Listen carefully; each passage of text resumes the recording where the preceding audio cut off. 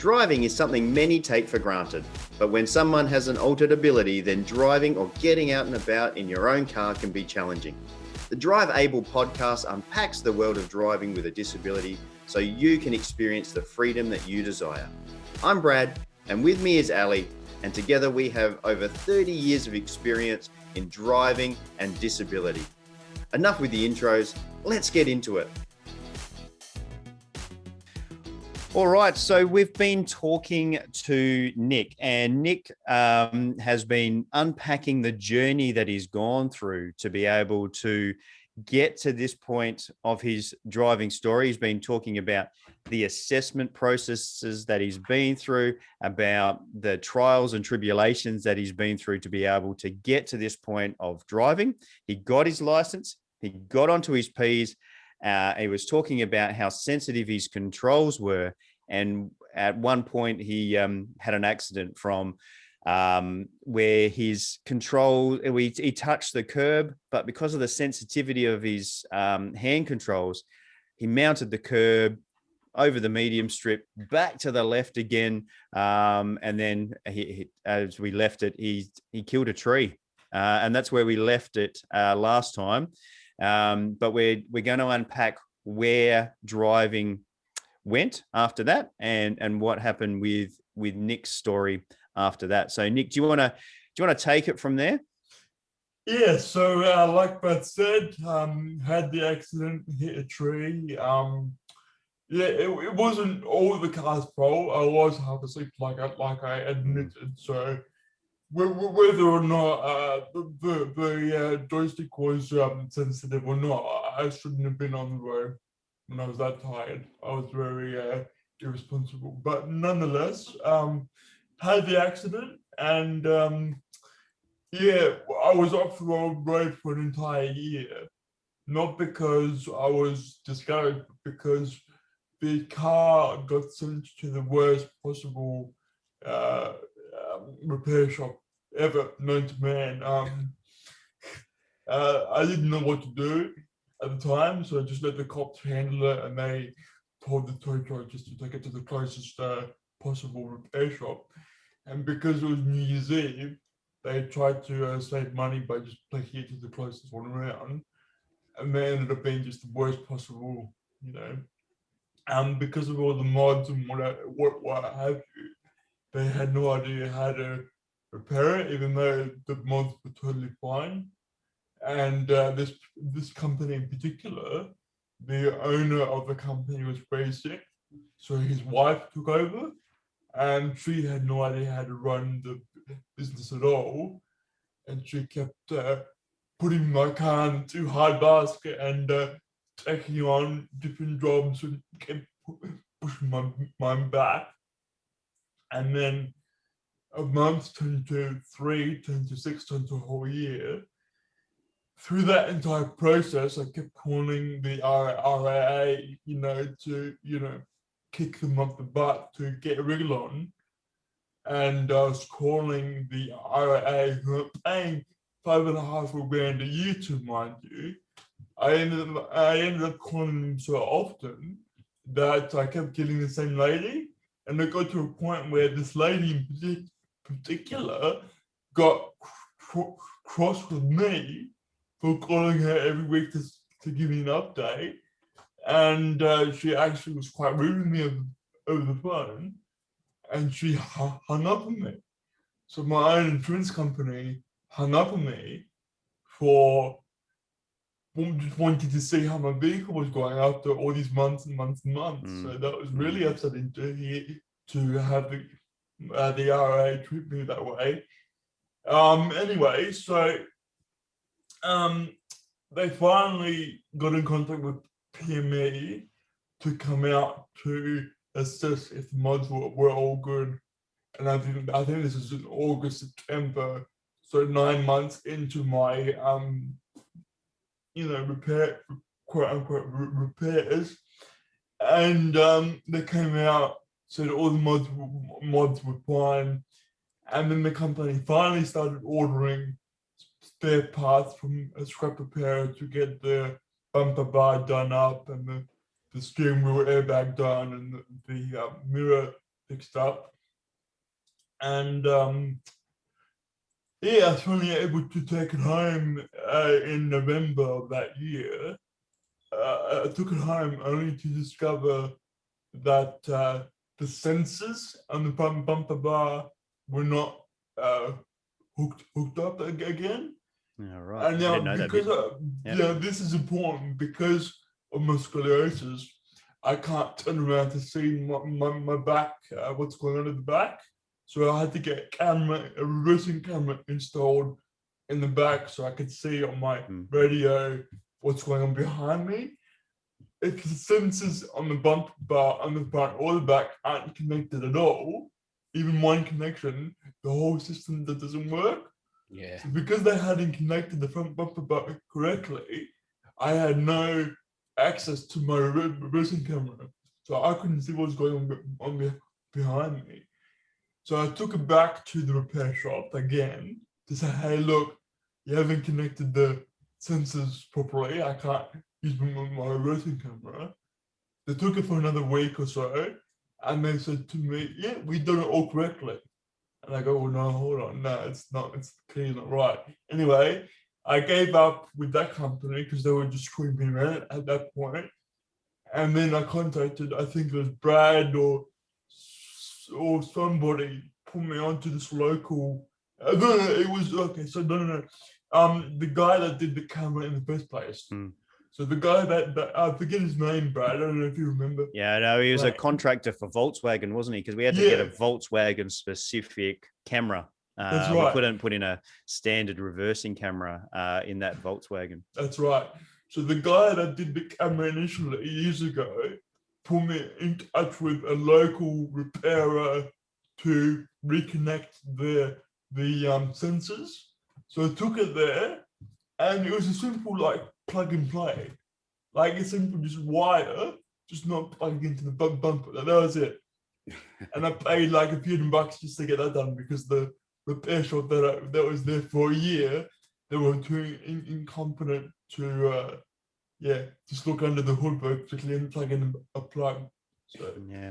So then how was it getting back into the after having the accident and then getting all this stuff, going through all this headache, and then I guess getting back on the road psychologically, confidence wise, how was that? Did you? Yeah, it it's a really good question. After hearing what the police officer said behind my back, and after that whole ordeal with my insurance company taking a whole year, during that time, mind you, during that whole year, I missed out on a lot of stuff because I had convinced myself that when I got my license, I would no longer use public transport and I would no longer rely on my friends. Yeah. So that entire year of 2017, I hardly got out of the house because of my own stubbornness. I didn't want to rely on anybody else. So missing out on all the parties and events and what have you really, really destroyed me. Not only my confidence on the road, but I got very depressed to the point of thinking about suicide. I got a bit suicidal. Obviously, I didn't go through with it, but I got pretty close because I felt stranded. I didn't know what to do. Anyway, what got you out of it? Honestly, I've only told a very few people this, but I was. It was a mixture. It was, if I went through with it, I felt guilty that my friends and family would have to deal with all the crap that I would leave behind, and two, I felt I was a bit cowardly. I didn't want to take it the whole way. I felt like a coward, so I just gave up on the thought of going through with it because I didn't have the guts to actually go through with it at the time. Well, I'm glad you didn't, mate, because it's good to hear the story, Yeah. And listen to what's going on. But it's a very, I want to thank you for mentioning that because it's a very common dark part of this industry and this cohort, of people like yourself that are dealing with so much crap, on a daily basis. So, and it's very common, actually, suicide as well. So it's important to highlight how it's so easy to lead to that point, when like, look at all these things that you've faced, but I mean, it's awesome because we're here talking to you, so obviously things have turned around. Yeah, so once I got the car back, I got Brad to help me contact Tom Ely back in Melbourne to do a driving assessment because I had been out of practice for a whole year. I didn't want to go back on the road at all until I felt like I was cleared to do so, just for my benefit and the safety of others, just to make sure that I was all up to scratch. I jumped in the car with you I jumped into the car with you at that stage as well, and you did, yes. My confidence in you wasn't enough, because I saw you drive, and you drive beautifully, and you still do. I imagine to this day, you when you're on, you drive excellent, right in the middle of the lane. You give way road rules, you're stopping, you're starting, it's as smooth as. But you still didn't have the confidence based on that either, did you? No. And we got Tom involved again. That's right. Tom did a few lessons more with me, and he gave me the all clear. And then, I still felt like crap. So Brad got me in touch with Dr. Andrew Bates, my current psychologist that I use even now, every other week. And I'm glad you're still seeing him. That's yeah. good. So it's been almost 4.5 years now seeing Dr. Andrew. And initially it was to discuss the impact of the car and being off the road and how guilty I felt that I nearly put people's lives in danger. And I felt like I wasn't meant to be on the road in the first place. Like that whole process of leading up to the car, all that shit that I've been through, I thought maybe that was a sign that I shouldn't be on the road to begin with, and that it's not worth it, and all that kind of crap. He helped me process that and made me realize that no, it was just a simple accident. It was nothing more, And I'm glad that Brad put me in touch with him, because I probably wouldn't be on the road now if it wasn't for Brad helping me get that done. You deal with a lot of shit based on people's perceptions of your disability. And that's what we're talking about in this interview, is that people's perceptions of what they see. You can't judge a book by the cover when we're talking about disability. And it's why we wanted to get you on board, Nick, to talk through this, because I know that you're got the courage to talk about what stories you've been through and what journey you've been through. And if we set the goals high and you stick to it, it doesn't mean that you're not going to face all this crap along the way. Right. And it's sad that society still can impact on your life like this. And if we take anything from this podcast series, that's why we're doing this trial. Get out there, have a go, and so forth. But for everyone else listening as well, there's a lot to be learnt here in regards to having an open mind and listening to the person with a disability, because they know themselves better than anybody. I tell this to everybody that I meet that wants to learn more, even though I've lived with cerebral palsy my entire life. I've never had a dream where I'm handicapped. Whenever I dream, I'm always fully able, body. My subconscious does not accept my physical form.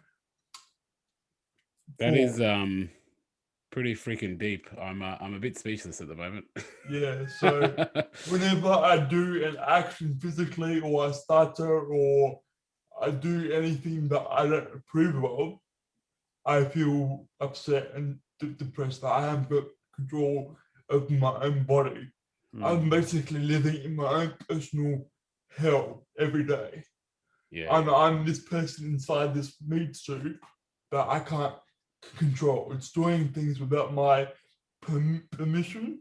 Yeah. And every second of every day, I'm in a constant war with myself, fighting myself physically and mentally to do what I want to do, not what my body wants, what it wants itself to do. It's like I'm possess, sorry. It's like I'm possessed. Yeah. So It's, whenever I'm stuttering like that, yeah, I'm not giving my body permission to do that stuff. So I guess that's some pretty like, I guess, heavy stuff that you're talking about and big challenges that you're going through. But at the same time, as you said before, you're living independently, you're driving around, you're doing all of these things, and you're living, I guess, from the outside, you're effectively, the one thing that I'm thinking of it, faking it till you make it, if that makes sense. You know, you're just like, you know what, screw this, I'm still going to go forward. And I think that's pretty amazing, that you, as you said, you're in a constant war, but through war, you're still doing what you're doing. What doesn't kill you makes you stronger. Yeah. Mate, it's I'm inspired. I'm so inspired right now. I'm speechless. Nick talks to the uni students, the OTs that go through the course here in Adelaide, and everyone that meets Nick afterwards, they're always blown away. The OTs just go, "Oh my God, he was so good. Can we talk more to Nick? Shut up, Brad. We want to talk to Nick." And they keep on.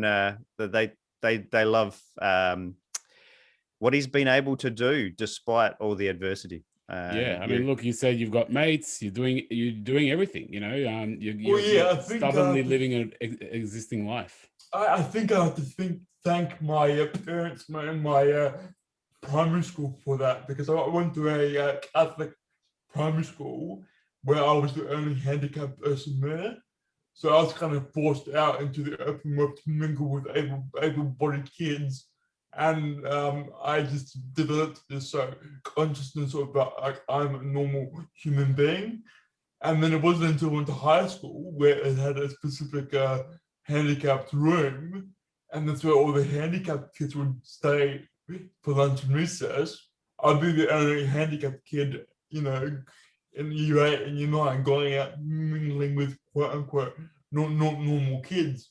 And all the teachers were shocked that I would even go out of my quote unquote comfort zone to mingle with all the normal kids. But that's all I knew how to do because of my primary school. I was the only handicapped person there. Yeah, so at a very young age, I was kind of forced out of my comfort zone. And I think that's, a big help, because I think normally people with disabilities go to a primary school or special ed school where they're taught and forced into, specific areas for handicapped kids. They weren't forced out into the open world like I was. Yeah, that's really cool. Yeah, I've been to we drove to your high school as soon as you got your license and showed off your SSOs and your teachers. But it was, I remember specifically, we went to the quote unquote special classroom where the people with disabilities hung out. But I actually think that you have helped a lot of society by getting out there and not isolating yourself away from other people, and actually getting out there and being part of the community, going out and partying, taking your mates out, being the designated driver, showing people that a disability doesn't have to be an isolating factor. Yeah. But to me, I guess one thing I just wanted to highlight is you're doing that stuff, but your mind is battling you the whole time, every day. So it's the entire time. Pretty bloody amazing to me. I guess me personally, to share a little bit of my own story, which Brad knows about, I love these kind of mental challenges, so the fact that you're going through that every day, I'm just in awe, like I get scared of, wanting to do a marathon. And I think, that's a 5-hour mental challenge. And it takes me like 6 months to prepare for that. And you're dealing with that every day, all day, every waking moment, and you're going through life. It's awesome, So yeah, I'm completely inspired, and it's amazing. But I really thank that you're sharing that aspect, because that's something that I learned today. But I don't think people can actually understand that really out there. They don't understand what you guys are like, especially people with CP are going through on a daily basis. And so it's amazing to see that, as we said, you're moving through life in the way that community and being part of community, but still you just got that little bit of darkness that you're dealing with. But still, I have to admit though, it took me a while to get to this point. Oh yeah. As a kid in primary school, I used to cry every recess watching my friends play soccer and basketball, because I knew I couldn't join them. Yeah. I couldn't do any of that. So it took me a while to learn to accept what I can't do. Yeah. But the thing is to be honest, I'd love for other kids that were in your position to hear these stories, because I'm sure there's many kids that have thought about suicide and all this kind of stuff because they're just so frustrated. And that's why I love talking to you. I really want other people to hear that, hey, you can still live, your everyday life and normal life, and get your adaptations and get the support from the friends in the community and move forward. So it's awesome to see. And are you so, I guess, how are you driving now? You're all confident and all good? Yeah, so now, after a few months with Andrew and feeling confident on the road again, so for the past 4.5 years now, been on the road, no accidents at all, thank goodness. I've driven to Isla a few times with my dad to go check out where he used to live. I drove there, but I couldn't drive back because I was too fatigued. I think my longest going distance is like 1.5 hours without getting fatigued enough to stop the car and take a break. Yeah. Nick, there's just a little important thing in there. We spoke about how sensitive that hand control was earlier on in these episodes. Back in episode 1, where I said when I first tried out my car in Sydney, and I asked them, can we make the spring stronger? And they said no. It wasn't until I had my car crash and I said it would be better if the spring was stronger. It was then they said, yep, okay, we'll make it stronger. So I had to have the consequence of having a car crash before they actually took my suggestion and came out just with a simple spring that was stronger than the one that I already had, and put it in the drop joystick. And that just stiffened up the joystick so you could relax your muscles. Made it a lot more stiffer, because in the programming, it was as least sensitive as it could possibly go. But physically, the stock spring is so loose. Yeah. So, and you're right. You've touched on this earlier in this interview. This space drive technology has been, from my understanding, set up for people with spinal injuries. So more your C4 incompletes, or maybe C5, 6 type of complete injuries where they've got some shoulder movements, but hand movements is poor. So it is designed for people that have decreased strength in their upper limbs, and they're mainly designed for driving in your wheelchair. Now that's very generalist. It's not, as we've seen with you, Nick, a lot of disabilities, including people with high tone, high tension in their muscles, can utilize these controls if we get it right. Yeah.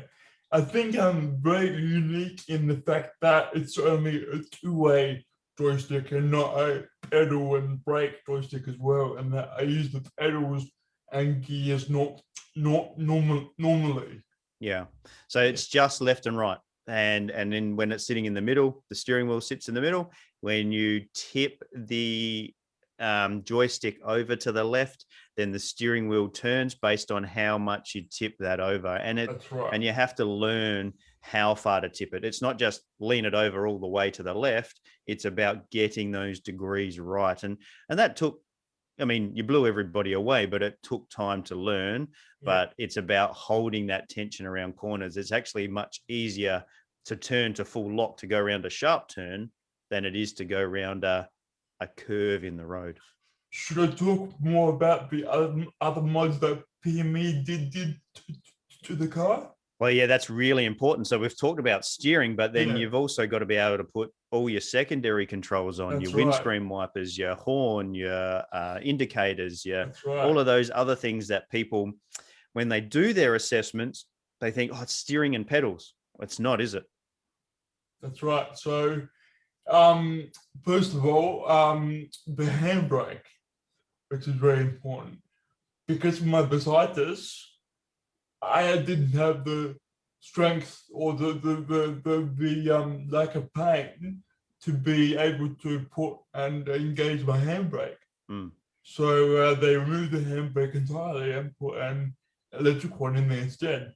So it takes like 10 seconds to get the handbrake on and back off again, and that's just a switch under the steering wheel. And then, like Brad was saying about indicators and wipers and horns, on the right side, on the handle of my door, I keep my hand in the door handle well, and my thumb is constantly on this button that does 8 different things. So this is called an 8-tone button. The longer I hold down this button, it cycles through 8 different tones. When you stop on a tone, it does a different function.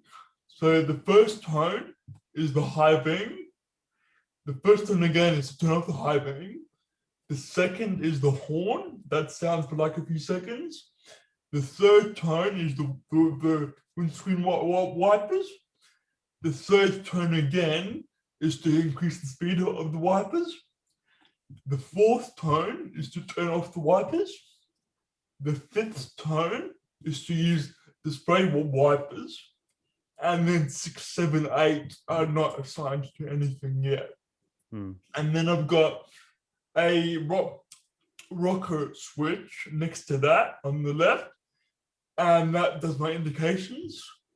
So I push the left side to engage the left indicator, and then left again to turn it off. Same with the right. Now, my steering wheel, as it was equipped with an automatic indicator disengager, so that when the steering wheel goes back to straight, it will automatically disengage. I had to get rid of that mechanic with the car because I would steer a lot. Like when I'm stationary, to just reposition myself, I would steer the wheel every now and then just to reposition my arm in the stationary position, because I get a bit uncomfortable. And whenever I grab a hold of the joystick, I can't grab it on like a normal person. I have to push it all the way to one side because my second last finger on my left hand doesn't open up.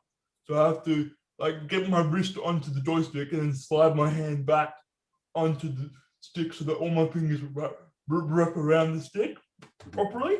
Otherwise, I haven't got good control of the car. So whenever I'm stationary, if I'm a bit uncomfortable, I'll let go, reposition, and then do the whole process of doing that. And that does really grind the wheels down at the front. But it's not only that. Whenever I start the car, the computer has to calibrate the stick to the wheel. So I have to turn the wheel all the way left and all the way right each time I start the car to calibrate the computer joystick to the steering wheel. Yeah, so there's lots of black. There's lots of black swivel marks on your driveway, isn't there? That's right. And I have to do that every single time to calibrate the computer. And because of that, I have to get new tires more often than regular people as well. Yeah, Anyway, if you're an OT, can I just point out, if you're an OT listening to this and you're doing NDIS and you're filling out an NDIS AT application pro forma, right down the bottom before the signatures are other things to consider. That is one of the things to consider. He needs new tires more often because of the actual control system that he needs. And this is something that we may want to advocate towards NDIS for some extra funding for those front tires. Yeah, so with the other mods, we found that my feet get very fatigued after keeping the pedal on the gas at a certain point, at a set 60 or set 50. Yep. So I had Brad contact people down in Morpeth Vale to mod me up a couple of cruise control mods as well. So Nick, you can't press the buttons on the steering wheel because your hands are locked into the hand control, and your other hand's doing on the right hand side on your door wheel. So you couldn't press the cruise control, even though your car's got cruise control, to be able to help you rest your legs on those long drives. You couldn't activate it. That's right. Yeah, my hands do not touch the steering wheel at all. I can't use the steering wheel. We had these 2 sticks, and now the cruise control is always turned on, so it's never turned off. So I've got a left stick that I push forward to reset the cruise control, and the right stick is to set the cruise control. Yeah, and I use that quite often. Like not even on the highway. I use it on long 60-kilometer roads as well. Yeah. Because after like a minute or two of keeping my right foot engaged on the gas pedal at a certain speed, it's so hard to keep it at that speed. Yeah. And after like a minute, I will fluctuate between 5 kilometers less and more, and that was just not practical. Also, safety-wise, it's probably safer to be going. That's right. Yeah, that's right. I'll just point out there from an OT point of view, just so you understand what happened in regards to assessing that part of it all. Nick's right arm would have been the alternative for accelerating and braking at that point of time. There's now a 4-way joystick, so like driving a wheelchair, but that wasn't available back in 2015, 16 when we started this journey, 14 even maybe, when we started this journey. That wasn't available. Now there is a 4-way joystick, so you can like controlling your wheelchair, but it's actually in reverse. Braking is forward and accelerating is backwards, and left and right is the same. So it takes a mental mind shift to be able to control that. But at that point of time, Nick would have had to have done braking and accelerating with his right hand and with his right arm, and the control that Nick's got in his right arm is not there compared to his right leg. And we like I said earlier on, it's a bit of a trade-off. What's going to be the most functional way to do it, but then also what's going to be the safest way to do it. Fatigue-wise, he probably would have been better in his right arm, but safety-wise, in regards to control, Nick would have over-accelerated and over-braked into situations with his right arm compared to his right leg.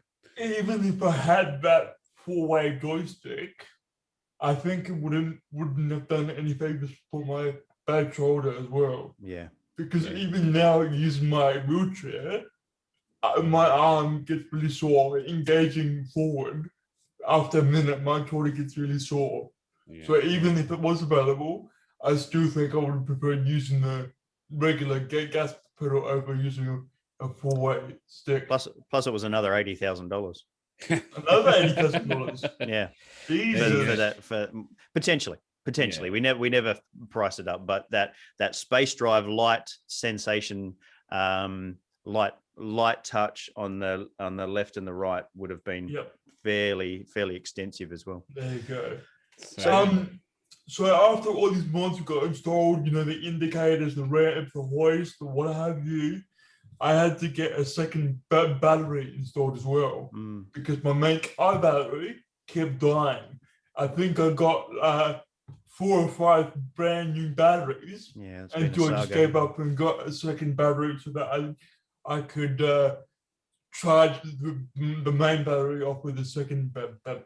That's actually a good point. This is something that we get a fair bit on the modification side of things. People, you really should, if once you start getting more than a couple of bits of gear, you do need to have a second battery, but a lot of people don't put the battery. Then what happens is people tend to think there's a problem with the equipment because it's draining the battery, and they're like, oh, there's something wrong, the battery's getting drained, but it's actually not that. It's that the car was designed for X number of electrical equipment, and now there's double that connected to it, so it's just and everything's the crap out of it. Everything's on standby waiting to go. Yeah. So because I don't drive that often and that for that long, the battery hasn't got enough time to charge up either. Yeah, that's right. So yeah, it's actually a very good point. It's something that if you are putting in a couple of things, even if you don't think you need it, normally a second battery setup is like, if you do it at the time you're doing installation, it's probably no more than a few $100s. So if you get it done properly, we always recommend that once you got if you have like a lifter and a couple of other bits and pieces in there, it's always a good idea to put that second battery in there. So it's that's a good point. So, and even with the second battery, I've even got a charging cable hooked up to the battery that I charge through a power socket in the wall of the house as well. Yeah. No, that's a great like we do that with our demo cars because they've got all the bits and pieces in there as well. So it's a good idea. So yeah. So Nick, let's start rounding this off. Yes. What does having your license and this car mean to you? What are you able to achieve? Was it worth it? Is it something that you would go through again? Would you recommend it to other people? I know you've been through a lot, but would you recommend it again? Can you start unpacking that side of it all? Has it all been worth it? It has. So, like I said earlier, my subconscious brain doesn't accept that I'm handicapped. So I try every day to be a quote-unquote normal person. When I met Brad, he got me all these aids to go to the bathroom and shower and cooking and cleaning and dressing. The only thing left was the car. So I can dress myself, toilet myself, do all of that. The car was the only thing that I couldn't do myself. After that, I knocked that out of the way. I am so much happier now that I don't have to rely on anybody for anything. I can get up in the morning, get dressed, get in the car, go down to a restaurant to get food. I can go shopping. I don't have to rely on anybody at all for anything. I can do what I want, when I want, how I want. So even though I've got housemates and carers coming in every now and then, if they're not here, just even knowing that I can do things myself without having to wait for someone to be behind to do them for me is life-changing. Yeah. Because up until I was 20, before I got my P's, I had to rely on somebody for something. Yeah. And sure, it would take longer and it's more difficult to do it alone, but at least I can do it. Yeah. So in an emergency, or if there's something going on that I haven't planned for, I don't have to wait hours or even days to schedule a carer or someone to come over to help me. I can just do it.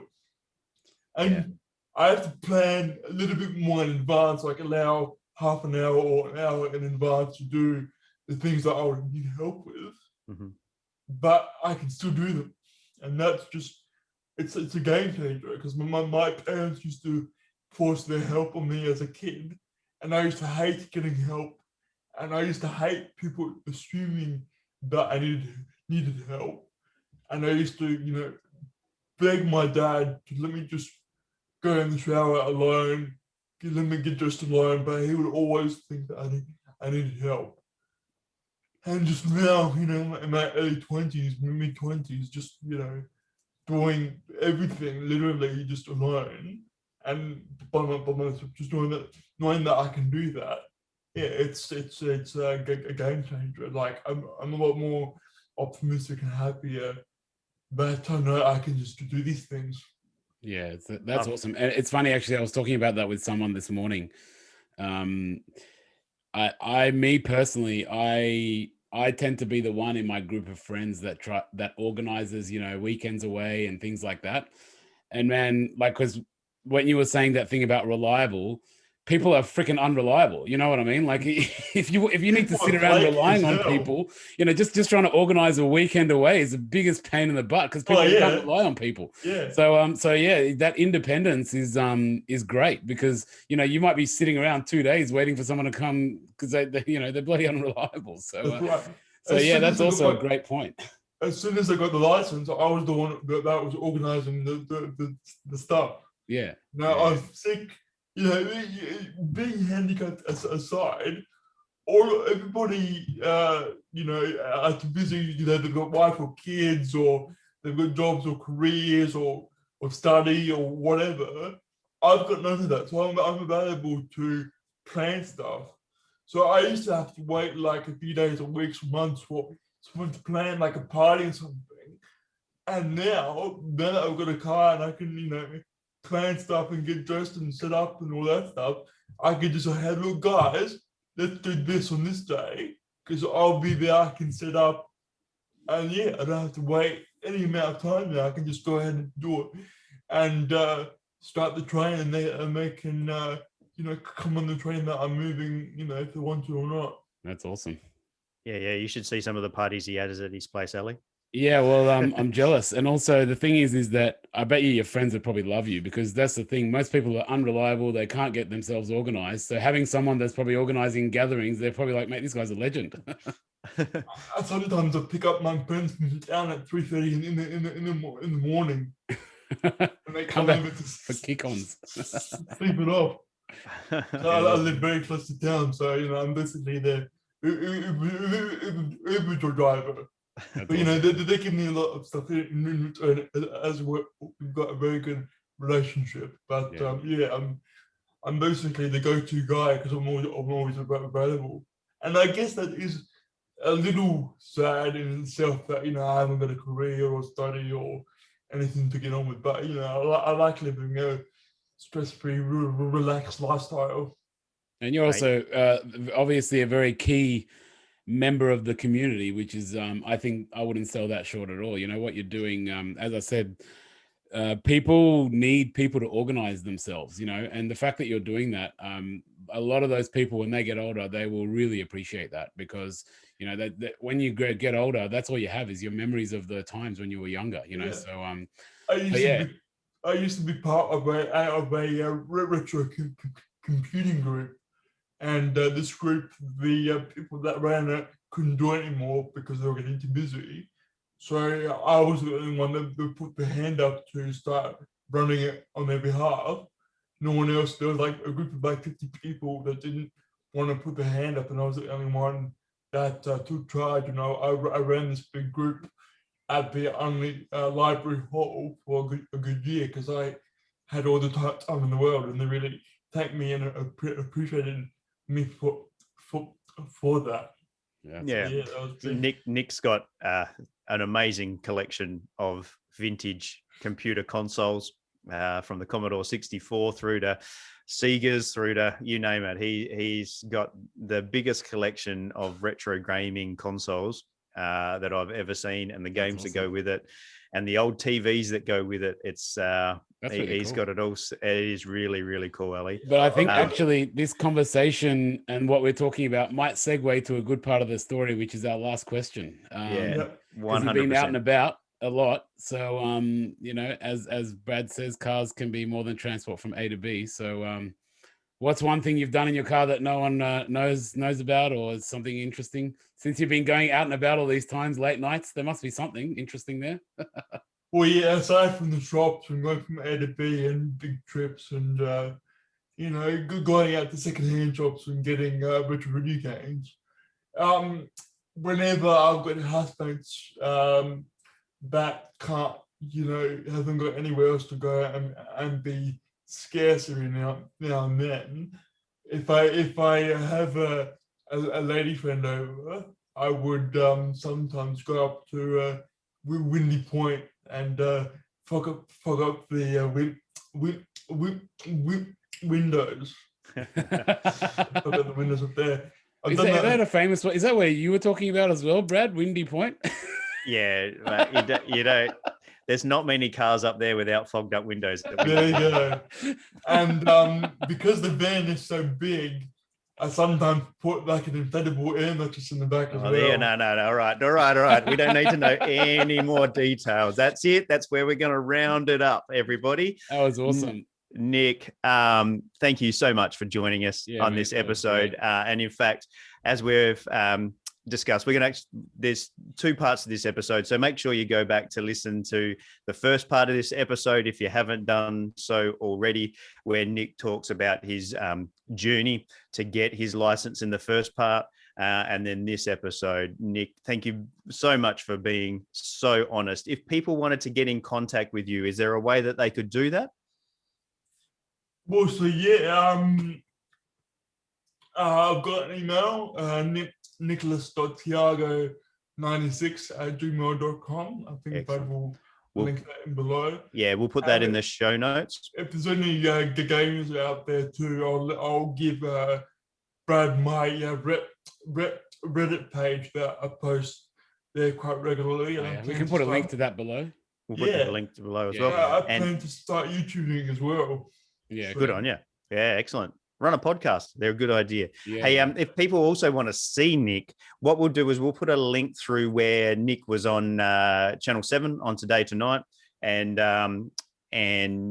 demonstrated to a massive audience about how he's driving. You also get to see his retro gaming on there as well. So we'll make sure that we put a link to that Today Tonight episode where Nick shows off what he can do. Yeah, Nick, thanks, Nick. Thanks very much, mate, and thanks for all your time. Yeah, all good. Yeah, Nick, thank you very much. Personally, I got a lot out of this, and I'm really inspired. I want to kind of figure out a way to hang out with you a bit more to get some of that strength, more of that mental strength. So sure. No, so stay tuned. Let's do something. All right, guys. As we say in every episode, if you've got any queries about what you can do and what will work for you, just like we did with Nick, get in contact with your local OT or mobility dealer and set yourself up with a trial. Trials really do put you in the driver's seat. That's it for now. See you later, everybody. Thanks, Nick. Time. Thank you. Thanks for listening to the Drive Able podcast with Brad Williams and Ali Akbarian. If you like what you've heard, make sure you like, rate, and subscribe. It really does make a massive difference. If you or anyone you know would like to share a story about driving with a disability, or you would like to get in contact, find the show notes, or find the resources mentioned in this episode, you can find us on Facebook. Just search @Drive Able Podcast for more information.